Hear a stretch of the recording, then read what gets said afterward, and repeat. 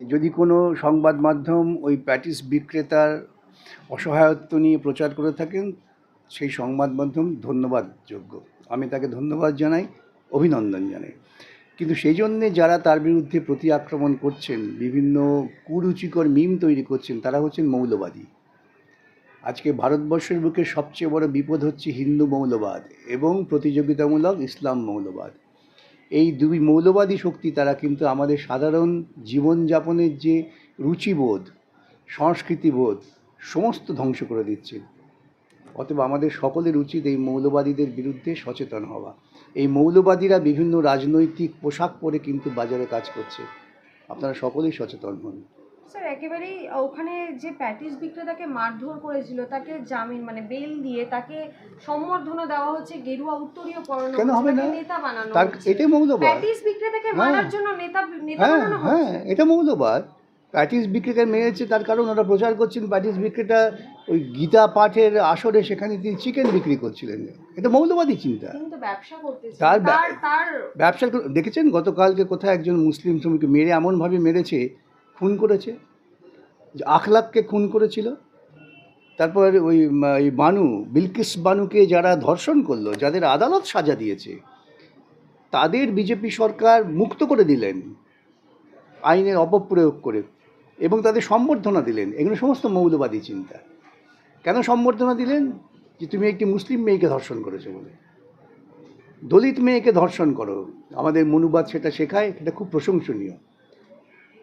এইগুলো সমস্ত, আবারও বলি, এই যে মৌলবাদী চিন্তা যার বিরুদ্ধে আমি ধারাবাহিকভাবে বলে আসছি, এটা ফ্যাসিবাদের জন্ম দিচ্ছে। যেখানে আমি মৌলবাদী যা বলছি তার বাইরে অন্য কিছু বলা চলবে না। বহুত্ববাদী যে হিন্দু ধর্মীয় চিন্তা, সেই বহুত্ববাদী হিন্দু ধর্মীয় চিন্তাকে ভেঙে চুরে এটা প্রকৃতপক্ষে ইসলামী মৌলবাদীর পথেই হিন্দু মৌলবাদীরা চলছেন।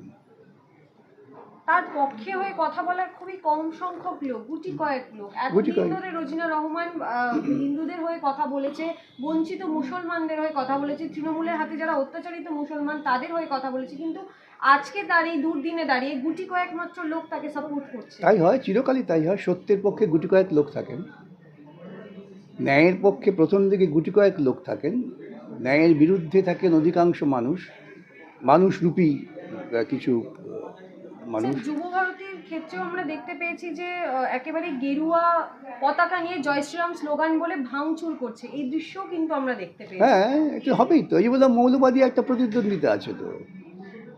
সেখানে তারা গিয়েছিলেন যে আমরা জয় শ্রীরাম বলবো, জয় বাংলা বলবো, করে একটা উত্তেজনা তৈরি করব। সেটা ওরা পরিকল্পনা করেছিলেন, সেই পরিকল্পনা ভেস্তে গেল। সেই পরিকল্পনার রূপটা কী করে পেল? কত কষ্ট করে যুবভারতী ক্রীড়াঙ্গনটা তৈরি করা হয়েছে, স্টেডিয়ামটা, তাকে ভেঙে চুরে তছনছ করে দিল।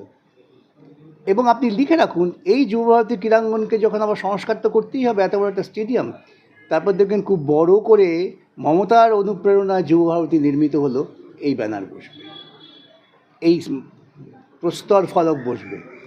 এদের উদ্দেশ্য ছিল এইটাই, সেই উদ্দেশ্যকে এরা কার্যকর করছে। স্যার, একেবারেই শেষ প্রশ্ন, এই যে আপনি বলছেন উগ্রতা বা মৌলবাদ বা ধর্মীয় মৌলবাদ যে প্রসঙ্গগুলো আপনি বলছেন, এই নিয়ে কি বিজেপি 2026-এর নির্বাচনে খুব ভালো ফল করতে পারবে কি?